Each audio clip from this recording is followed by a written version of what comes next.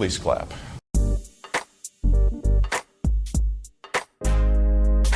This is an island surrounded by water, big water, ocean water. Trust me, I'm like a smart person. I'm very consistent. I'm a very stable genius. I had the best words. Tolerated. I know words. Mike Pounds. I hope they now go and take a look at the oranges of the investigation. But there's no better word than stupid. Anonymous, really anonymous. I'm very highly educated. One of the wettest we've ever seen from the standpoint of water. I had the best words. God bless the United States.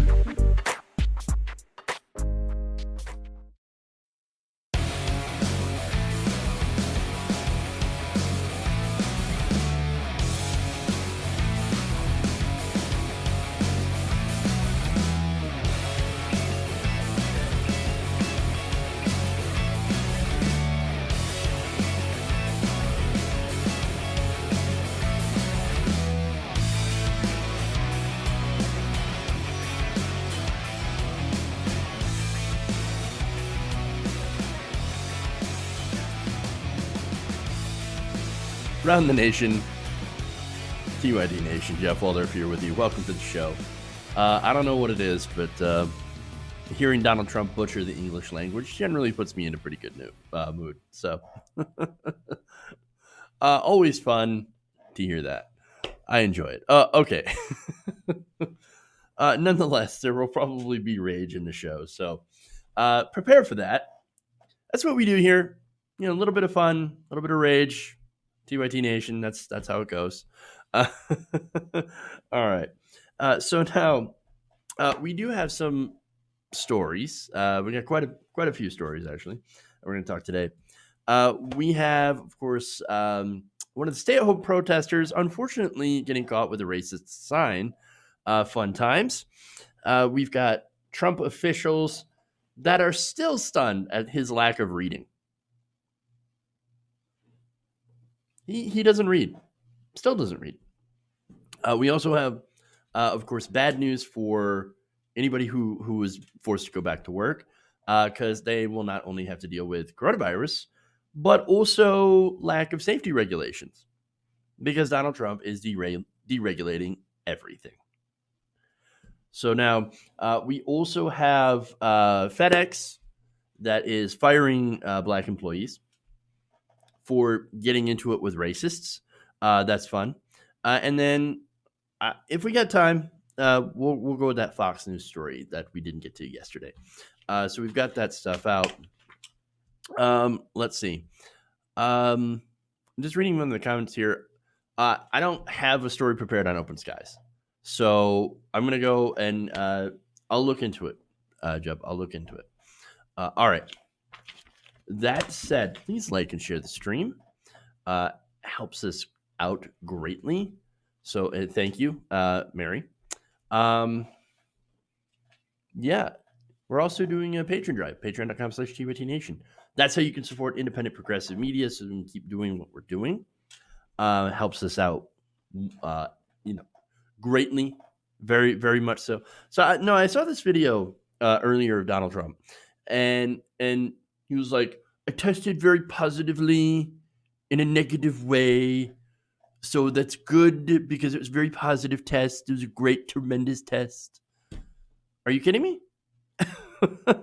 So that's another version of Chopper Talk. It was too late for me to actually get that video and talk about it. But I just wanted to mention how ridiculous the president of the United States is. It really is. This is disastrous. We're stuck in a nightmare. It's a waking nightmare. And never ends. Well, maybe it will, hopefully. But I don't know. I don't want to get into that. Whether or not Joe Biden could actually win. So I don't know. I just don't know anymore.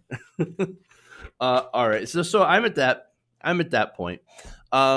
Let's dive into the show then. Actually, no, before I do, uh, this weekend I will be talking with Michael Brooks. So, Michael Brooks from the Michael Brooks Show. That should be a fun conversation. Patrons, you guys get that show early.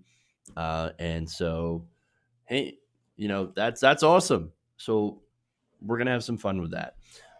And we've got. I should probably put the link into the description so you could follow the podcast as well, which is always fun. All right. Anyway, that said, let's move into the show.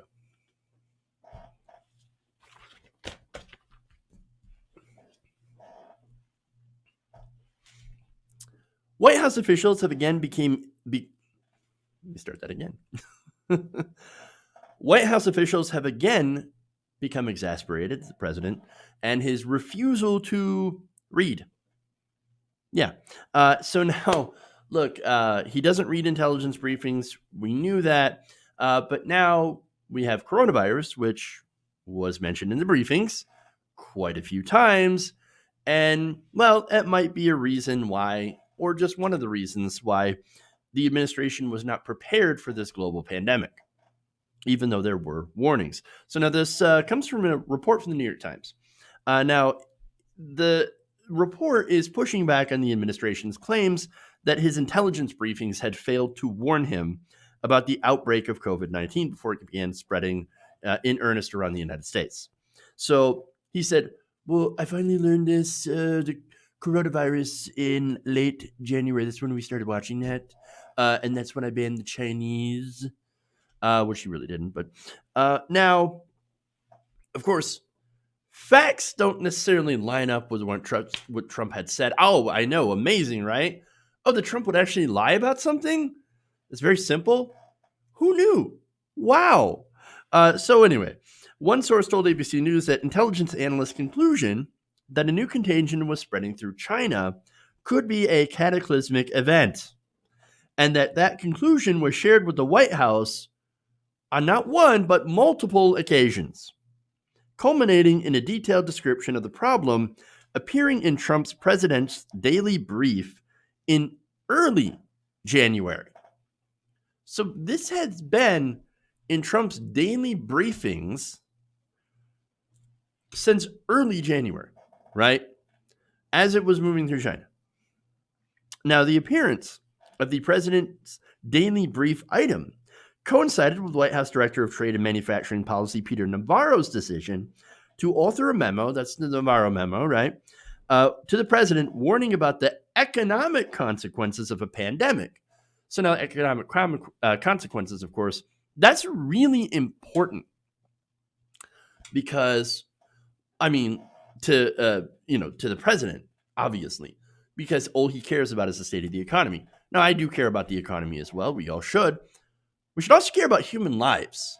And that seems to be the one thing that's missing from the White House's, like what they actually care about. They're their priorities. They don't prioritize regular people. They don't prioritize working people. They don't prioritize the over 90,000. It was around 93 to 96,000 people that are dead. I'm not entirely sure now. That have died from coronavirus. No, it's all about the economy. Of course, right? Hey, turns out you can't have an economy if everybody's dead. I'm just saying. I know it won't kill everybody, but seriously though, like, does it really make a whole lot of sense to have an economy that's that's based on consumer spending when consumers are being like killed from a virus? It doesn't make any sense. But anyway, so he was warned, right?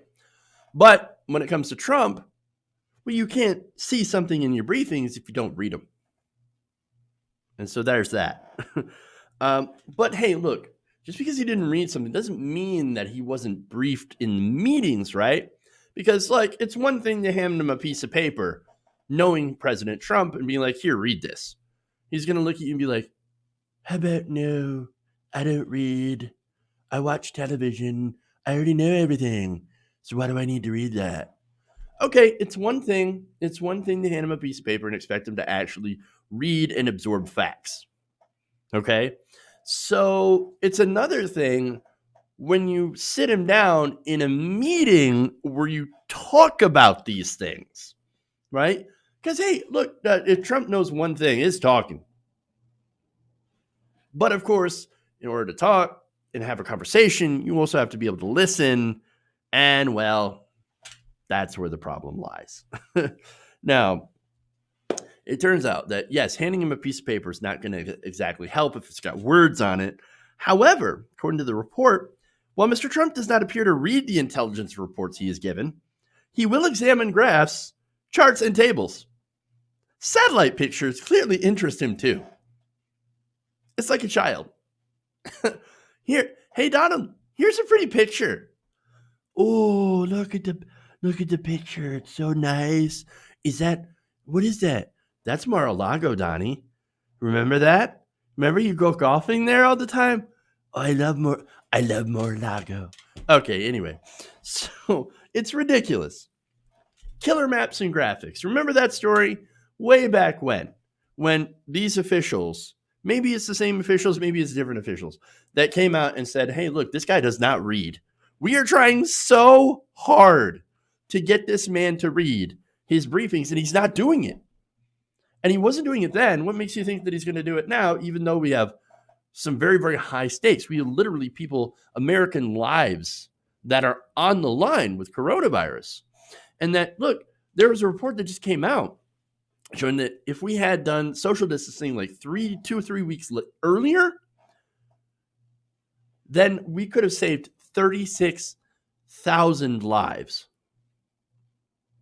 Oops. Apparently, no, not going to happen. No, because he doesn't read. He doesn't care. So now this has led to intelligence officials, of course, to do anything they can to try to get him to listen at least somewhat so we could do something. Now, the paper reported, quote, briefing him has been so great a challenge compared with his predecessors that the intelligence agencies have hired outside consultants to study how better to present information to him. They're hiring outside people. Like, I don't know. We don't know what to do. Like, this guy won't listen. He won't listen. He won't absorb any information. We got to go to the experts. We got to hire people to figure it out because I can't do it anymore. It's driving me insane. And yes, this actually happened. Quote, working to keep Mr. Trump's interest exhausted and burned out, his first briefer, Ted Gistaro, 2 former officials had said. Mr. Gistaro did not always know what to expect and would sometimes have to brief an erratic and angry president upset over news reports. You burned him out. Literally, this guy's only job was to brief the president. And that got to be so bad, so difficult of a job that he's like, I don't know what to do. Screw it. We're going to hire somebody else. I can't stand it anymore. I don't know. Just get me away from this job. I hate it. Wow. Now, those news reports, by the way, that he would get angry about, likely from Fox News, and of course, when he hate watches CNN, which he totally does. You know he does. Now, instead of even brief his or read his briefings or pay attention during the briefings, which he would get bored of, right? He instead gets his information from TV, the television. Now, that's problematic because what he watches are just opinion shows of people that have the same opinion as he does. Shows like Hannity. Now, the problem with Hannity is that he puts out fake news, literally. In fact, according to a study, people who watch Hannity are more likely to contract and die from coronavirus than people who consume other news. And of course, you guys all know the older studies which show that people who consume Fox News are actually like less informed than people who watch other forms of news. But here's the thing. I mean, look, okay, before I get into that, Hannity puts out literal fake news. So let me just show that, right? Hannity puts out fake news.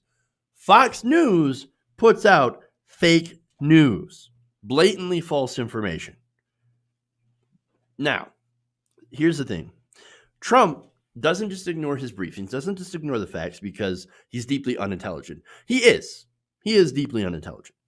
But his stupidity is paired with a belief that he is right about everything. Arrogance and stupidity, all in the same package. How efficient of him.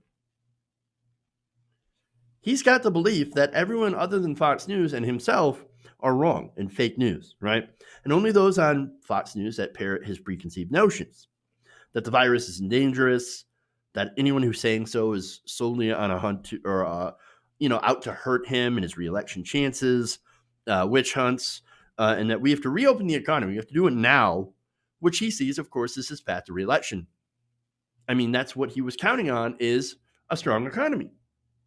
Now, it really is a dangerous combination of ignorance and arrogance, which at the best time was already deeply problematic when we didn't have a virus that was rampaging across the country.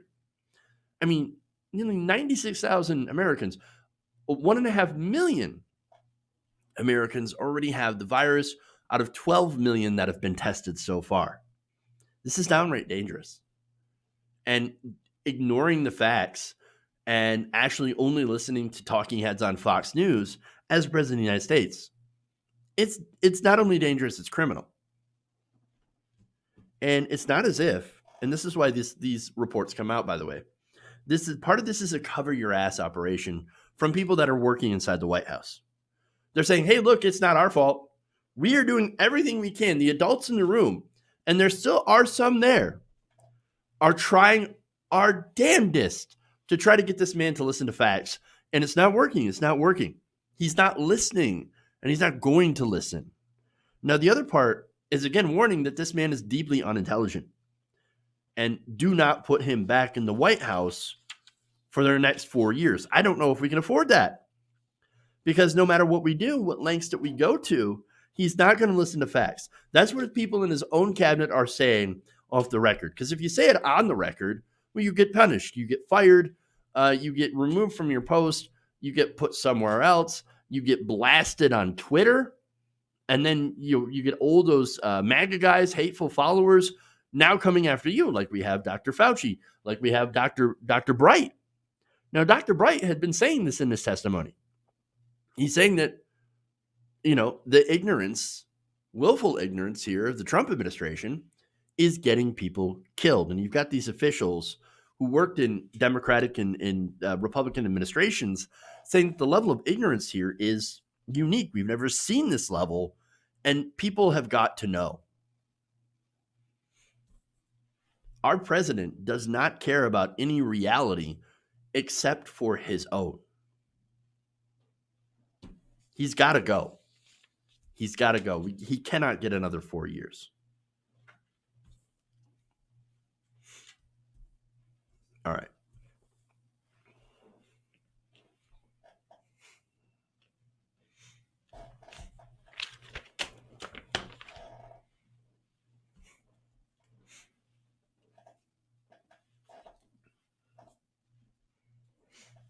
Moving on here. President Trump is using the coronavirus to once again help his wealthy donors. Now, on Tuesday, the president signed an executive order directing the heads of every federal agency to waive, suspend, and eliminate all regulations that they consider unnecessary obstacles to economic recovery from the coronavirus. So that executive order says, get rid of all regulations you think are unnecessary. Well, I mean, if you're leaving it up to people who have often worked in industry to deregulate industry, what do you think is going to happen? They're going to get rid of everything that they can. Now, I'm not saying to get rid of all of them. I mean, there are some regulations that are in place now that Trump has been trying to eliminate that corporations are like, but we already made those changes, and it's actually going to cost us more to roll those back. So, no, we're going to keep those, right? So we're actually going to keep our response to those rules that we've already done. And, that's at least one good bright spot in this. But yet, here we go. Workplace safety rules, environmental and labor policy, consumer protections, food and drug regulations, all of those are potentially gone, or at least any number of those gone. Now, the president's executive order instructs agency heads to determine which, if any, deregulatory actions would promote economic recovery if made permanent, giving the EPA and other agencies to go ahead to indefinitely lift regulations on big polluters and other corporations, according to Jake Johnson from Common Dreams.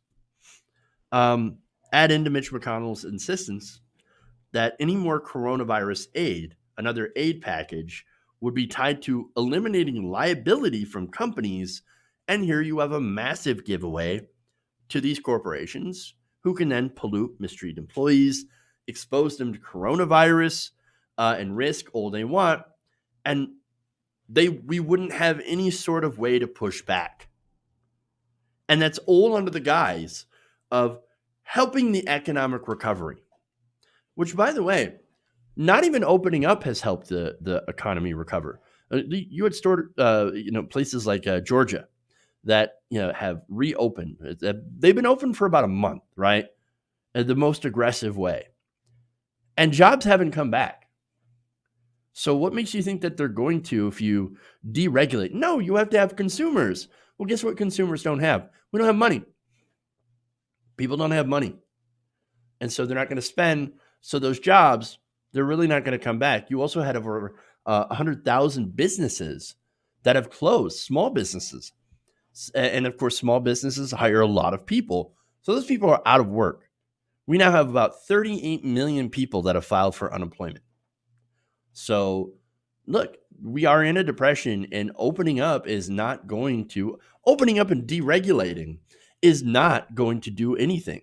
What we need is a massive government stimulus. What we need is actually for the government, instead of propping up corporations, give money to the people.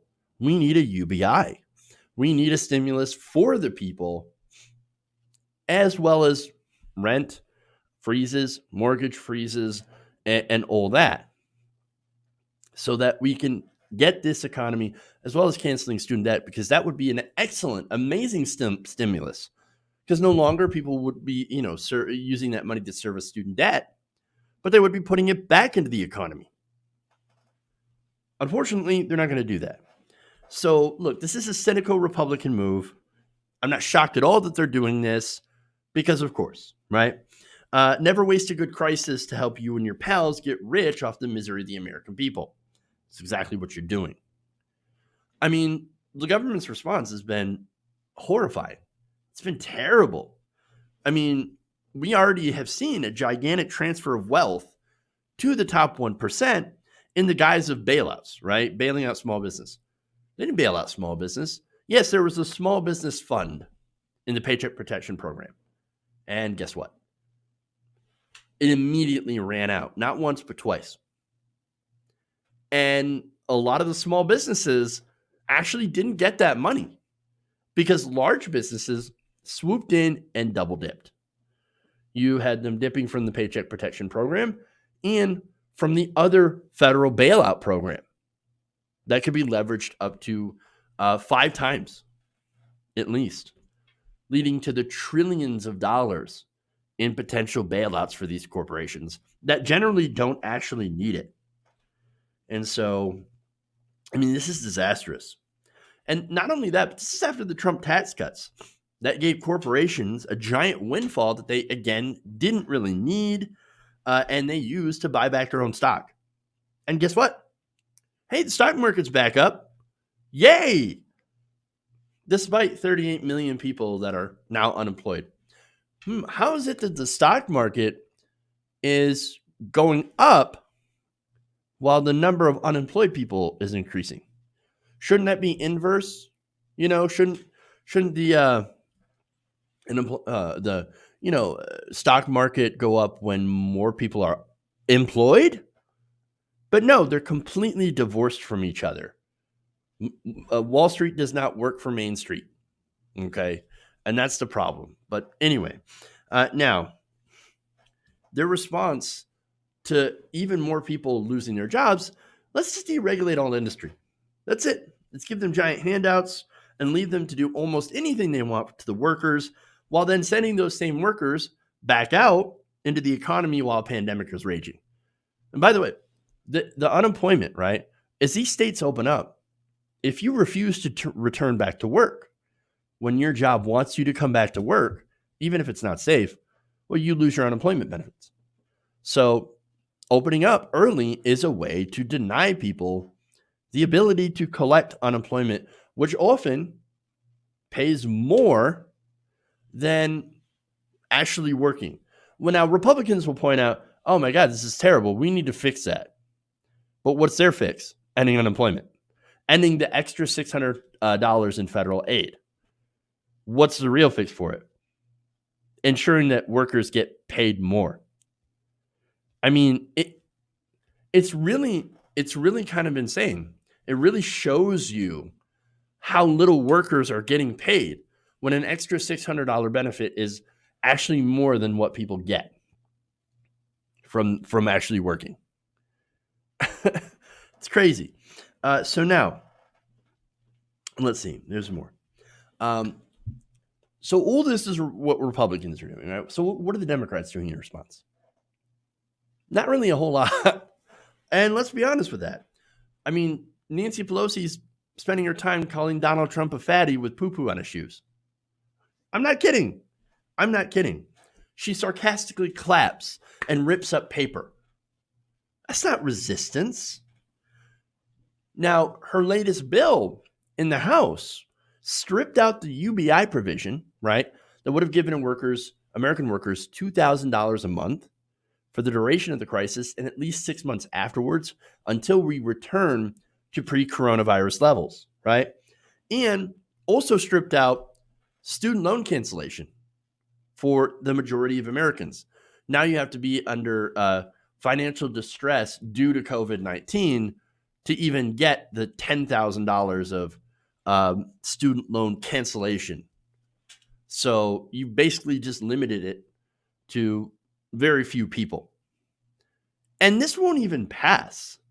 The Republicans have said, I don't care what you pass, how conservative it is, unless we get our ability to be able to get liability or remove liability from these companies that force people back to work, and then they get coronavirus and get, die or get sick or whatever, make sure that we're not liable for that, then we're just, Congress isn't going to pass this. Senate's not going to pass it.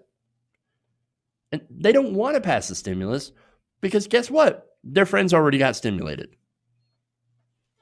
And that's it. This pandemic has been a nightmare. Millions of people are suffering, and the tiny crumbs that we've been thrown in the form of unemployment benefits that will run out in July that are not going to be renewed if the Republican Party has anything to do with it, and they do. And then, temporary moratoriums on evictions are already starting to run out in some places. You have a $1,200 stimulus that some people have gotten. That's already gone. Essential workers are still dying. Coronavirus is infecting more and more Americans. And the death toll is going to hit 100,000 people sooner than anticipated. And this is only the first wave. But no, our country has decided that we're bored of coronavirus. And our Congress has decided we're just going to use it to rob the American people over and over again. We are run by criminals and thieves. The only people that are trying to mitigate the harm in Congress are vastly outnumbered by those who want to cause more harm if it means that they get more money. And so, the worst part is this pandemic in our response is really kind of a dry run for the disaster that is climate change. Don't forget that climate change is coming. We have two paths in front of us when when the time comes for our chickens to come home to roost. Our response to COVID-19, if that's any indication of how we would handle that, well, then we're heading down the bad path. I mean, climate implications aside, what's going to happen when an ancient and horrible virus that's buried in the permafrost decides it wants to wake up and come out to play? and that starts spreading around, it's going to make COVID look like child's play. We just keep digging and digging and digging. We're about to hit the bell rock. And I know you think, well, you're being alarmist, right? No. Trust me when I say this. We are way past alarm.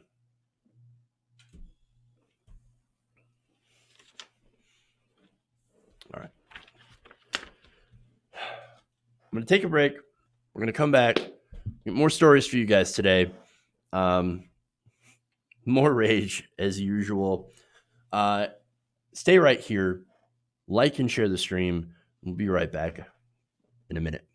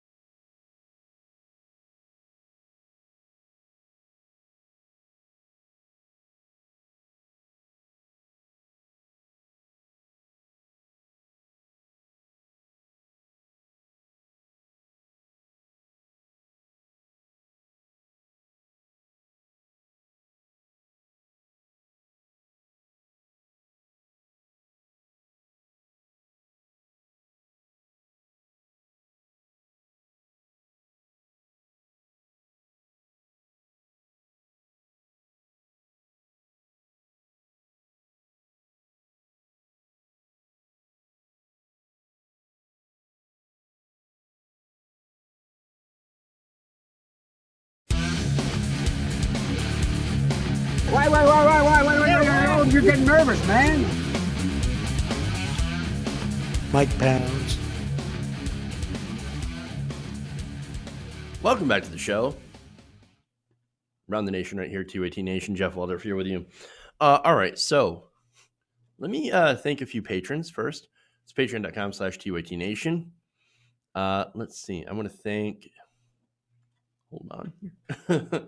So I should have had this already. Okay. Okay, hold.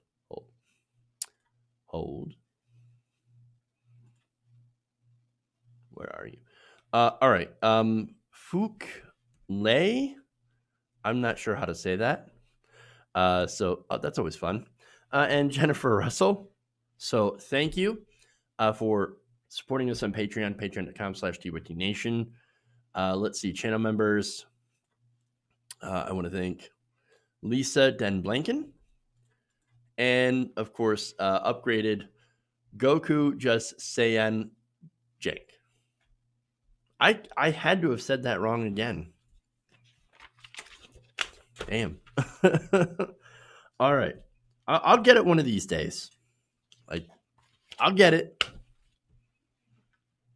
Maybe. Moving on.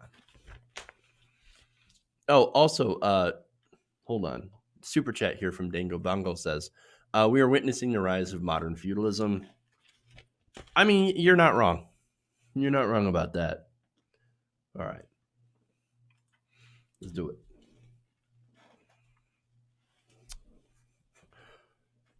A California woman apologized after she was photographed at a recent anti-stay at home protest holding a sign that made an unfortunate comparison.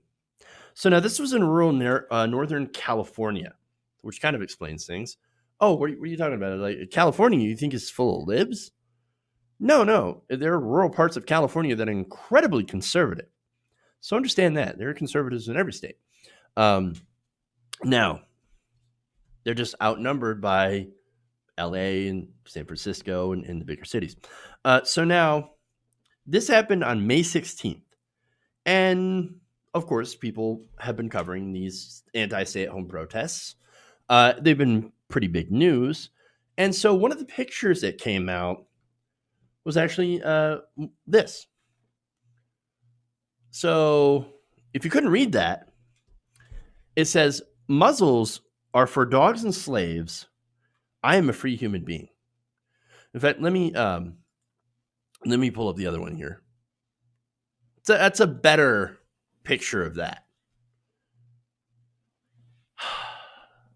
Classy, guys, gals. Now, these were taken by Redheaded Black Belt, which was a local blog. So all credit to them for taking these pictures of the protests. And the person on the sign, you notice it was a African American woman, or I'm sorry, an African woman that was muzzled. Now that woman is Escrava Anastasia, and she was enslaved in Brazil in the 19th century. I accidentally called her African American. She's actually African. So that's horrible, right? No one should be muzzled. And I don't understand why they said, oh, no, muzzles are for dogs and slaves. No, they're not. They're not for either. Let's be honest with you. Like, no, nobody should be muzzled. That's just horrifying. So to make that comparison is pretty awful. And to use that woman's picture to make your stupid point, deeply offensive. Just deeply offensive. So what point is she trying to make? Well, she told Redheaded Black Belt that she came out to stand with people who were deeply concerned about the stay-at-home orders and their repercussions. So now look, I understand that people are hurting as a result of the virus economically. Yeah, that's why I wish the government would actually do their job and work for us and do what's necessary to support people while we set up testing, contact tracing, and, quarantine those who are actually sick with the virus, right? Until they're not contagious anymore. Then they go out of quarantine. Then we start to open up. The whole purpose of this is to open up in a way that is safe for everybody. By doing these protests, we're actually getting set back and getting set up for a potentially much deadlier second wave. So if we did what we were supposed to do, instead of waste all of that time, yes, we could have already begun opening up like some of the other countries that have successfully done this. Well, but we're not. And the protests are actually making it worse. So there's another protester that was photographed holding this sign. She said, it's the first time ever coming to a demonstration and that this is what it took to get her out of the house at the age of 37. Oh, this is what it took. Not rampant homelessness, not the massive theft from the working class, top 1%, not the corruption in our government, not the assault on women's rights all over by state governments, not the massive spying that both the Bush, Obama, and Trump administrations have done. They've engaged in none of that. No, that's not what brought you out. But not being able to go out and get a haircut. That's what tipped you off. That's what sent you over the edge. Come on, man. Really? You got to be kidding me. Now, the pictures drew outrage, of course. One person said, I would love to say that I'm shocked by this woman's actions in my hometown, but I'm not. Another said, I hope this woman and the other woman pictured holding the sign get fired and have to face the consequences of their actions. Another says, tonight I will light a candle for Eskrava Anastasia to try to choke back my rage. The hideousness of racism is displayed by these by these women, wrote another. May St. Anastasia's name live forever, and theirs turn to dust in our mouths. Now, one of the women had apologized for this and said, hey, look, this wasn't my sign. Quote, holding that sign up the lockdown protest was a grave mistake, and I ask forgiveness from all those who I have caused pain, as I had no sign of my own. It was handed to me by another protester, and a photographer took the picture before I considered the racist implications. She added, my intent was to take a stand for the freedom of all human persons, and I mistakenly held a sign that conveyed the opposite. Please know that I respect the dignity of all people, and I sincerely regret any suffering it has caused. So I think she should apologize for endangering her community by showing up at that protest at all. Remember, these protesters come from all over the state. They gather, they don't socially distance, they don't wear masks. The majority of them, there are some that do, but then, they possibly transmit the virus to each other, and then they go home and spread it to the rest of their community. That's how the virus spreads.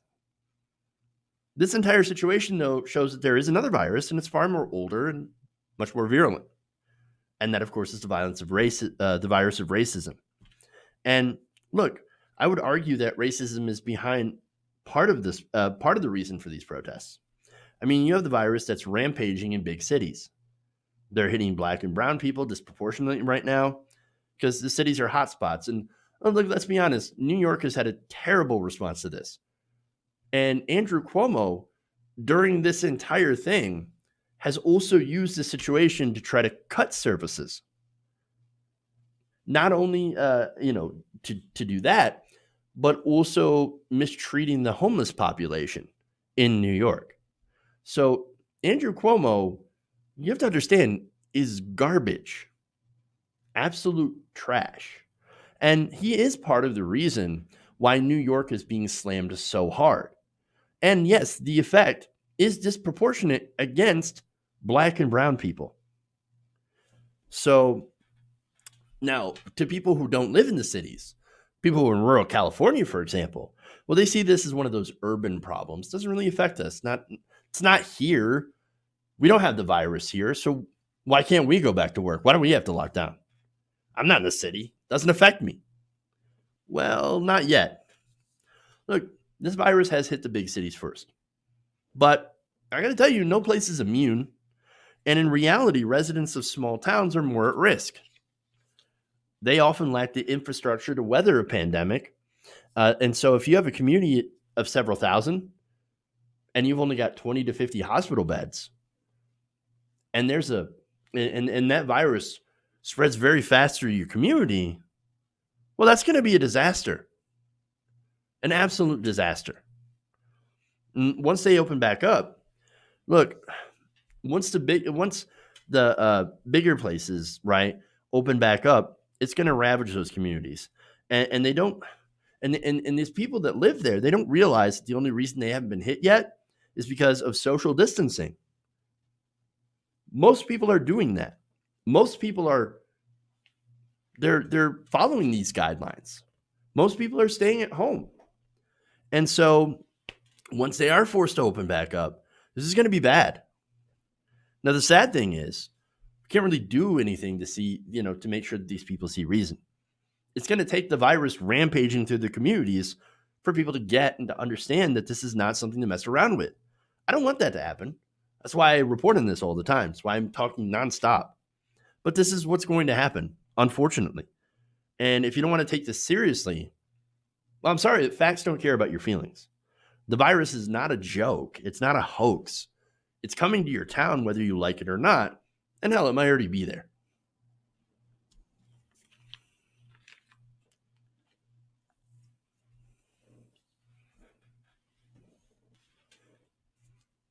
All right.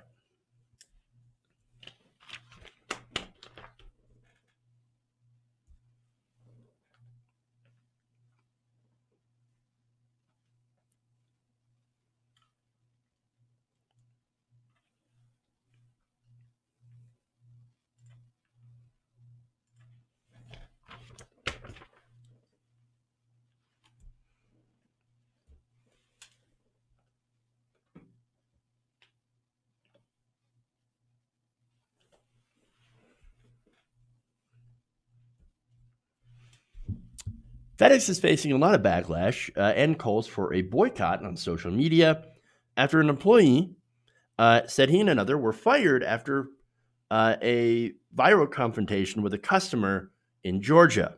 Now, there's a video of the incident that was taken by one of the workers, and, well, here's what happened.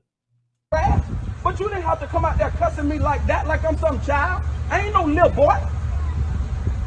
I'm no little boy. I'll wait till the police come.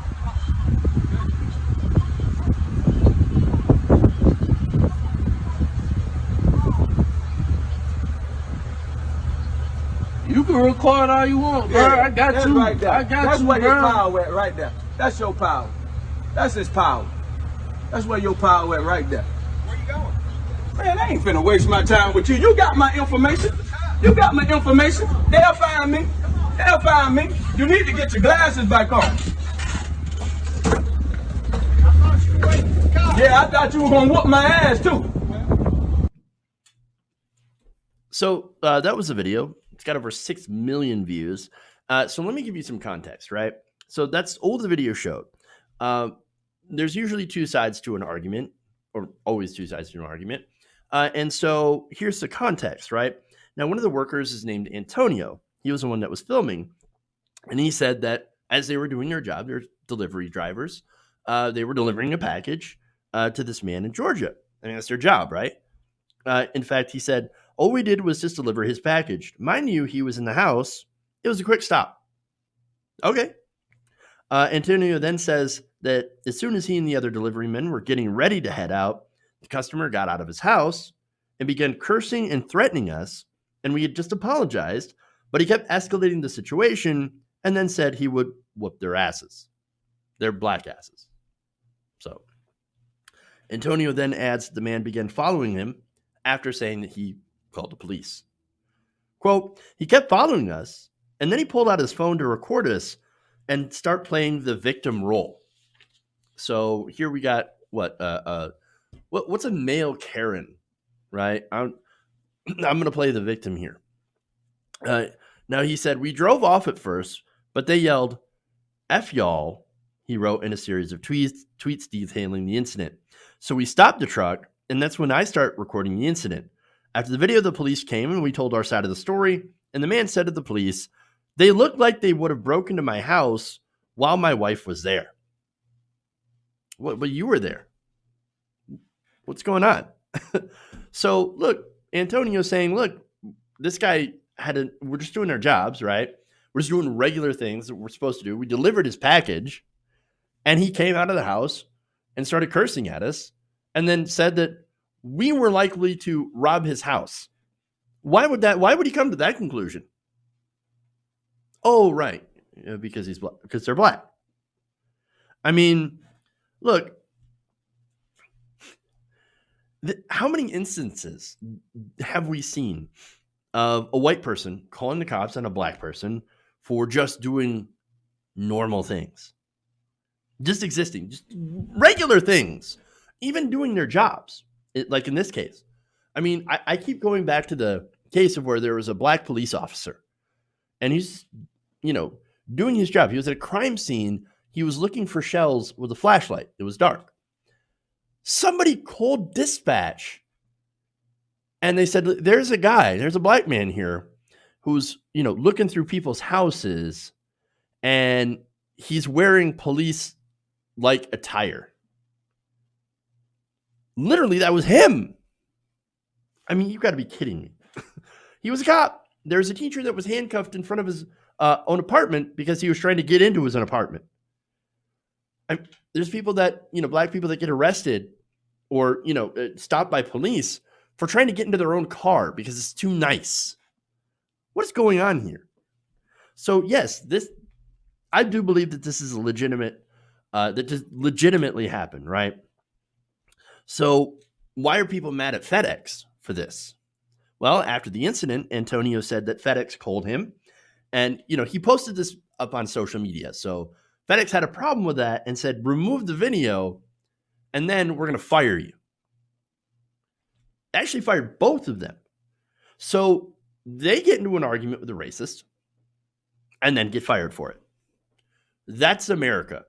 And before you think, well, is this Trump's America? No, this is the America that's always existed.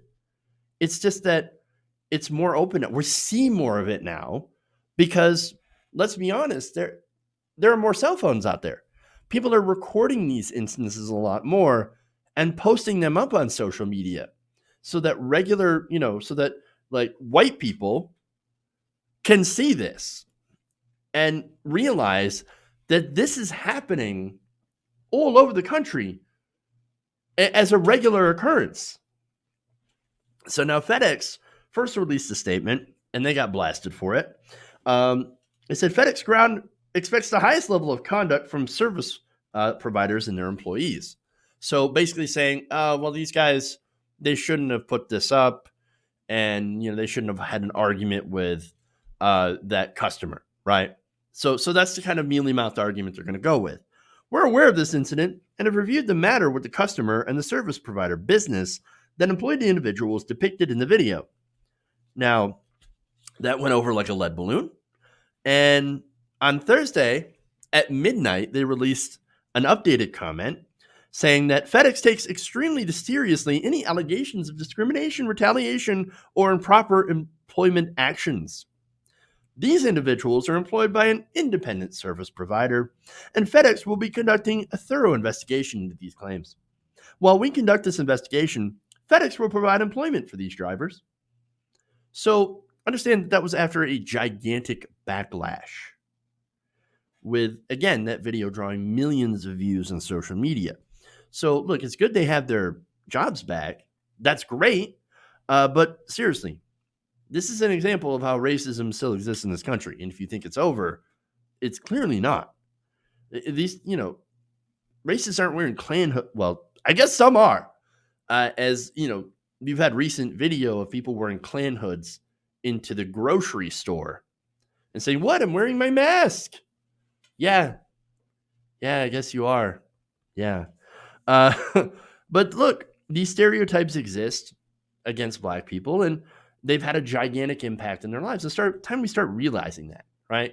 And that's why, again, I think it's amazing that there is smartphones out there, and it's one of the biggest eye openers to the everyday racism that happens in America is now, seeing video of it everywhere. And we can see it. I know some people still won't believe it. They'll be like, "Oh, what happened before the video started? How did the Black guy instigate?" Right? There's always going to be those people. But I do think these videos have woken up a lot of the country into seeing how Black people are treated every day. And it's my hope, of course, that we learn from this and we start to treat each other better. Get over the old tropes and stereotypes and realize that people are just people no matter what they look like. And also to stop having white people call the cops on Black people doing normal things. That's my little dream for America, to have us stop doing at least that. But might be too much to ask right now, sadly. All right.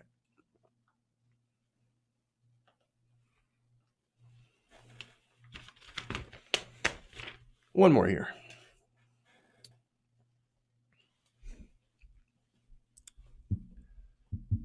Fox News has decided that coronavirus is essentially over.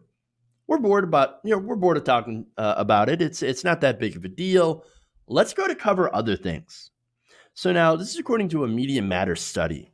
Now, according to that study, what started out as coverage from Fox News about public health and scientific concerns, which is good, right? And you want to give them credit for actually being able to do that and to put professionals on the air, health professionals, and talk about the science and talk about safety and all that. What started from that eventually shifted to economic anxiety and these protests, the anti-stay-at-home protests. And they also cut the amount of time they spent covering the pandemic at all, as, of course, the pandemic has killed over 93,000 Americans and infected 1.5 million Americans. And so, nonetheless, even with those numbers growing every day, and the death count's really the one to watch, because as you do more testing, you're going to find more positive tests. The death toll is really what matters, and that continues to increase quite a bit. Yet, Fox News's coverage of it has decreased. Actually, from March to May, the network posted a 20% decline in coronavirus coverage. Between March 12th and April 10th, Fox News dedicated 95% of its weekday segments to the pandemic. But over the following months, specifically between April 13th and May 11th, that number dropped to 74%. So, look, what did they talk about? And I understand that there are other things that talk about. There's other important things going on in this country. And I get that, and there should be room for that, right? So I'm not like going after Fox News for that. Like, no, you must cover coronavirus 100% of the time. No. You should cover it, and then you should also cover important news segments as well. So that makes sense. But what about the quality of that coronavirus coverage? That's really at issue, as well as the quality of other coverage. And when it comes to quality coverage, well, you can't really put Fox News and that in the same sentence, at least not unironically. So now, they covered William Barr's move to drop the case against retired Lieutenant General Michael Flynn. Okay, I get that. That is big news, right? And they also talked about the Russia investigation and this Obamagate thing. Obamagate. Again, I get Michael Flynn. That was important, the DOJ stuff. But why are you talking about the Russia investigation when it's basically over? Well, it's to go after the people who did the Russia investigation and all that. So now Fox's coverage again of the pandemic, like I said, went from health and science experts to basically sidelining those experts and talking about the economic issues and the anti-lockdown protests. The network dedicated nearly 3 hours of airtime over 3.5 days to Dallas salon owner Shelley Luther. Now, she chose jail time over compliance with the stay-at-home guidelines, which doesn't make any sense, but I guess, makes her a martyr among the right wing. And so now she gets accolades. Now she's probably going to get a ton of business since Texas is opening up. And that's good for her and her bottom line. So there's nothing conservatives like more than a martyr. So now Fox News also focused heavily on anti-lockdown protests, giving the movement 6 hours of airtime in an 8-day period. At one point, all of the network's primetime personalities had praised the protesters for their, quote, patriotism on the same day. So that's what you get. It's not like you get dissenting opinions. Well, I think this might not be a good thing. Maybe we should wait, or they're putting themselves, or people in danger, but I appreciate that they're standing up for freedom. No, it's all like, what heroes, what patriots, what wonderful Americans out there with their AR-15s threatening Gretchen Whitmer in Michigan, or, all the stuff that's happening. By the way, a lot of these protests are only happening in blue states. In red states, they're not necessarily happening. At least not as much, and they're not getting as much attention. So, of course, this is political. Now, while doing that, as well as ironically and hypocritically, working from home while calling for people to go back to work, Fox News also dramatically cut airtime for medical experts on the White House coronavirus task force, falling from its late March high of up to 14 appearances a week to just 1 appearance a week over the last 2 weeks. Fox primetime hosts have at the same time dedicated entire segments to going after the administration's career medical officials, going after Dr. Bright, going after Dr. Fauci, not only questioning their experience, their expertise, but also spreading dangerous conspiracy theories about them. Not only that, but the network has also stopped its own medical contributors from coming on. So no more, medical B team or A team. Now, at one point, those people appeared on air about 30 to 40 times a week. In May, they have been featured about 15 times a week or fewer. So this is a problem for several reasons, right? For one, Fox News, like it or not, It's the most watched network on television. Now, of course, television skews mainly people that are older, and that explains why people generally watch Fox News, because it's pretty much everywhere. But unfortunately, it reaches and influences millions of people with misinformation and often flat out lies. If Fox News says it's safe to go without masks, people are going to think that it's safe to go without masks. I think it's a terrible idea to go out in the middle of a pandemic, because what you're doing is you're going to spread the virus around. So, in fact, people who watch Hannity are more likely to get coronavirus and die than the average person. So this has huge implications. Watching Fox News is literally bad for your health and can kill you. And I'm not kidding. The other terrible thing is it's the president's preferred network. Trump loves Fox News. He makes decisions on what he sees on Fox News based on it, and he talks on the phone with Fox hosts. They advise him on policy positions. That is disastrous. Again, especially now, since Fox News has decided coronavirus is over. Like, we're done with it. We're bored. No more, right? And now, as a result, Donald Trump basically has said, yeah, it's basically over. Like, I really don't care about that anymore. Let's reopen the country. Obamagate. It's clearly not over. They are ignoring the experts, and they're also just suppressing them, not allowing them to have airtime. And that's what this is.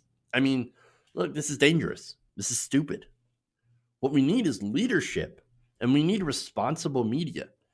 And we do have it in independent media, but we don't reach millions of people, not like what Fox News does. So that's the unfortunate state of our country, man. And we have a president that doesn't listen, doesn't care about facts, doesn't read intelligence briefings, parrots Fox News, and we're going to have a lot of people that are going to end up dying because of it. And my God, if Biden loses to him and we have another 4 years of Trump, disaster. Absolute disaster. All right. That's all I got for you guys today. Thank you for going around the nation with me. Please like and share the stream if you haven't already. Share the clips. Really important. Helps us out. Subscribe.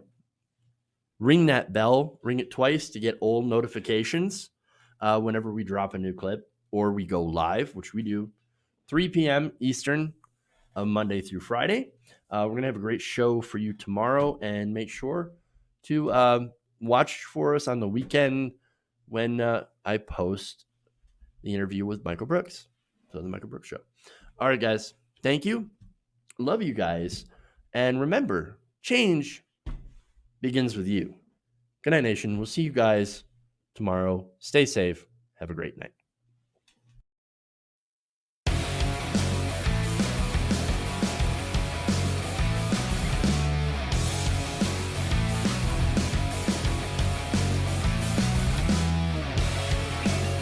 Please clap.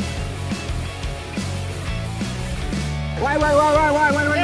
You're getting nervous, man.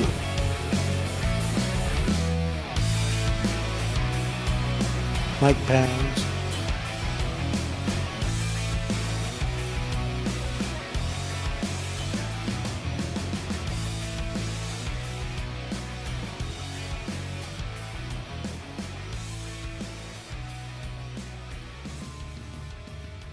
You're kicking me out the door. You're kicking me out the door.